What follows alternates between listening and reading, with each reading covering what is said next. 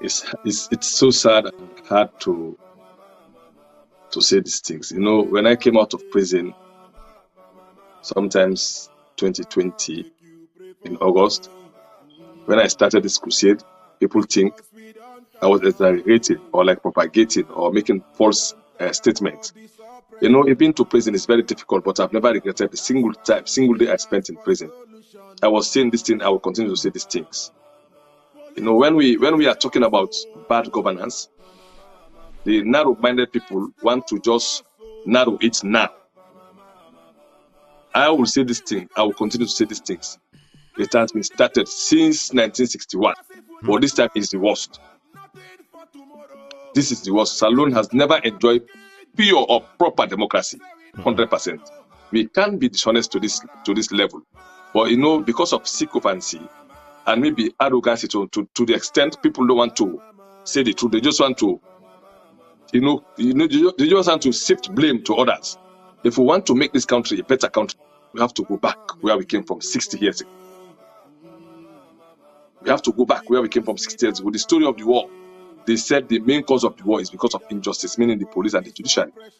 This is the main cause of the war. It's written in, there are sometimes we have to expose these things. We have to be more robust in educating our people. Some of us are not talking there because we want a job. If I wanted a job, I would have stayed in my job. I was happy.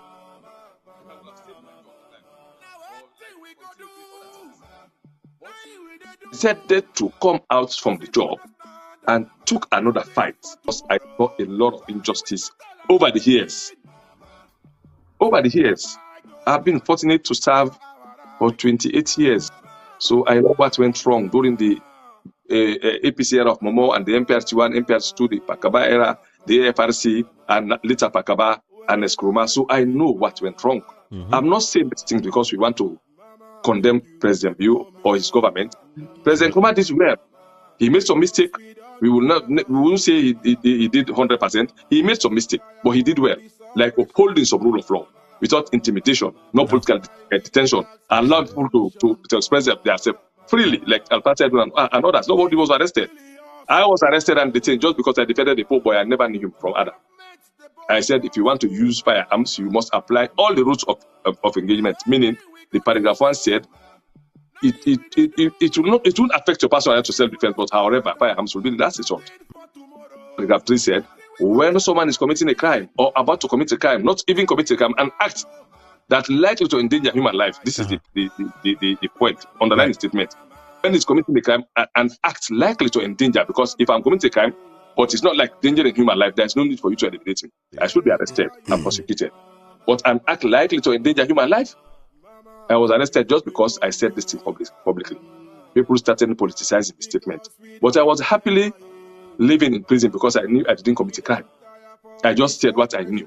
These things, I was a chief instructor, so I know them. I would say them from paragraph 1 to 6. I will go to the escalation of force from 1 to 5. I will read them and explain them. Right. I think it's just a honest service I did. Yeah. I spent, in the history of Sierra Leone, nobody was locked up for even a month in solitary confinement. I spent 9 months in solitary confinement, but I was happy because I knew I didn't commit a crime. I was interacting with inmates when we went to court together. I asked them questions because I want to know. I can see we have a lot of people in jail. They are not working any longer because they're crippled. They've been crippled. They spent more time, no proper food, no better medical. The Parema prison, I can't explain. It's the only thing. If you go, you can see what I'm saying. You may think it's a joke or maybe it's just a drama. I spent 9 months interacting with these guys. Some people said, I've been here for 4 years. Just a traffic offense without having an indictment. Not like going to court. Without having an indictment. I met with somebody in the court cell. I said, what's your problem? What's your crime? He's been half crippled. He said, my brother, I'm here for 4 years. Today is my first day of coming to court. Without an indictment. So many of us have been arrested because an allegation, the first allegation was that I wanted to overthrow a government.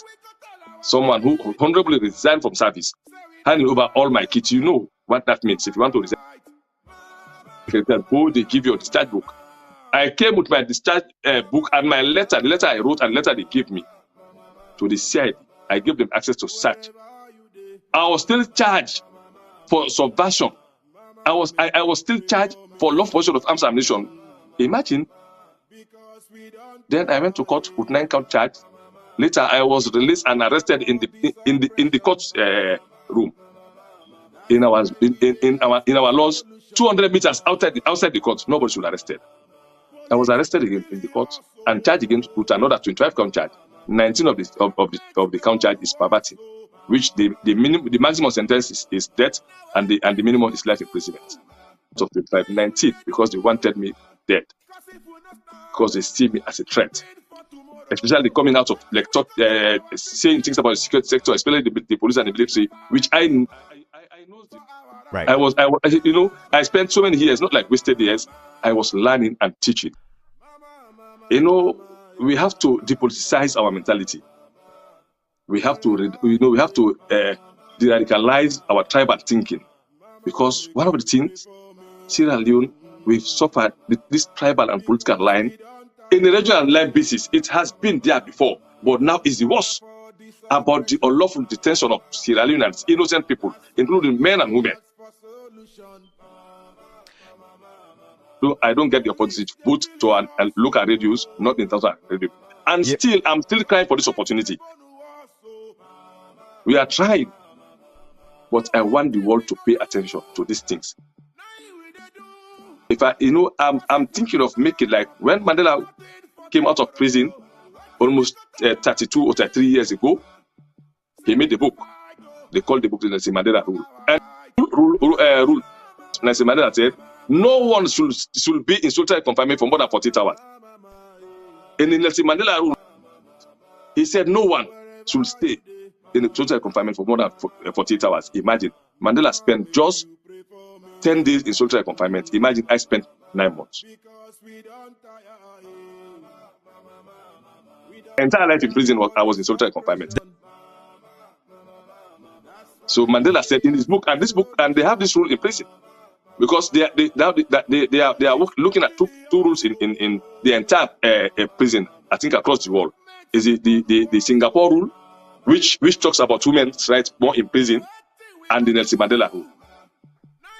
Nelson Mandela emphasized on right to phone, right to free trial. No one should stay in solitary confinement for more than 48 hours.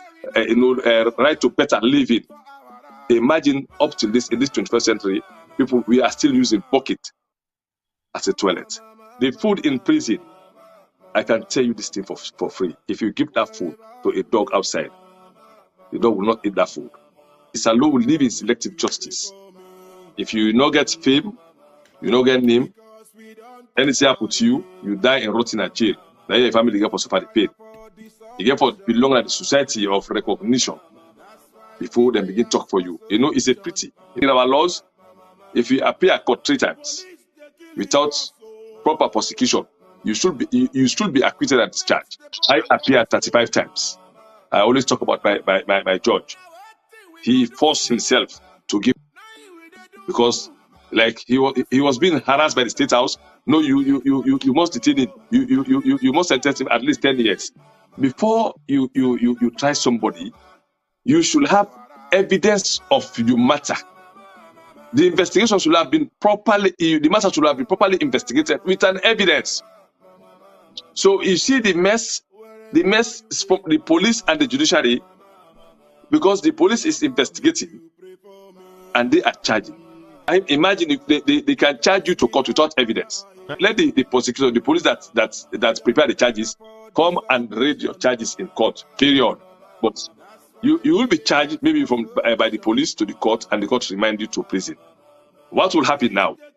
For you to have an indictment that will take you again to attend court, that is the problem. Now, sometimes if you pass through magistrate court, you will be going, because for every adjournment they say, okay, we adjourn the case to next month.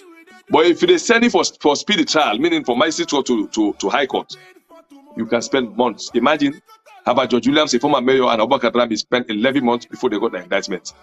I spent 21 days. I was lucky because they wanted to. They knew they have the conviction that they would sentence me, or whatever conviction they have. But I have to spend 21 days. In fact, I went to prison without being charged. I went to prison without being charged. To say there's no charge from CID to Panama Road for safe custody. After 21 days, because I was like continuously harassing the prison officers, they said, okay, tomorrow you're going to court. Court for what? I told them myself, I've never been charged. They said, no, you're going to court. I went to court. I met 25 count charge was waiting for me. Without making a statement, I met 25 count charge waiting for me in court at the magistrate's court number 1. One boy was sentenced for 35 years in prison. When I was in jail, when they took me to prison in my separate cell on the 23rd of March, they want to set me up with a phone. They made an allegation that the boy was giving me a phone. The boy was so lucky. This Chief Justice is not my friend. He will never be my friend. But at that point, he did very well. They took the boy because, my case is like different to ONS, SISU, to CID, and they involved with judiciary, the Chief Justice come. Right. You are the one giving communicator phone. So they want to make build mountain out of mole. The boy say, Chief Justice, he say, I'm here for 37 years. He say, I've just spent 7 years. So the Chief Justice say, what's it for which reason? Then the boy explained. Then he look at the law. He said, no, your maximum sentence is 3 years. He said, but I've done 7 years. Here and there, the Chief Justice order is released. He was released here and there. So it's a blessing for him. So imagine someone was about to spend 37 years. He spent 7 years, that would be 3 years. Thank God, because if there was no allegation against me, maybe he would spend it. Until or unless we bring them out. Do you know why Nelson Mandela succeeded? Because when he came out of prison, he was given the platform for him to explain to the world. It was hard. He was taken to US, explaining different platforms. I don't have that opportunity. I'm seeking for these things.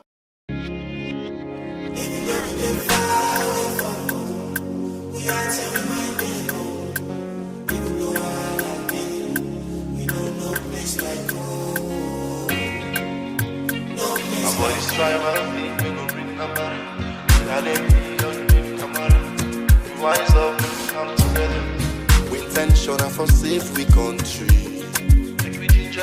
Cause this thing with the brain line go down the country. Before they make me land, they people never angry and wondering, yeah. And just busy for the soul, bad seed for the fight me. Oh no, it's not a tribal thing, this not bad politics for divide and win. People they suffer, see they no be seen. Just they pack with money left up on the tribal scene. Wise up, join the I4 sing, yeah. Tell me if the price na market, they go down where you show you last name. And the same stuff and no more now we all the left my explain. Oh, if you not keep to all, you not promise them, not the manifesto. You not no need for the do them, see how they man you. Man up from some true, see them down space. Or them puts you in a tight place. Or you left a far place. Exile from you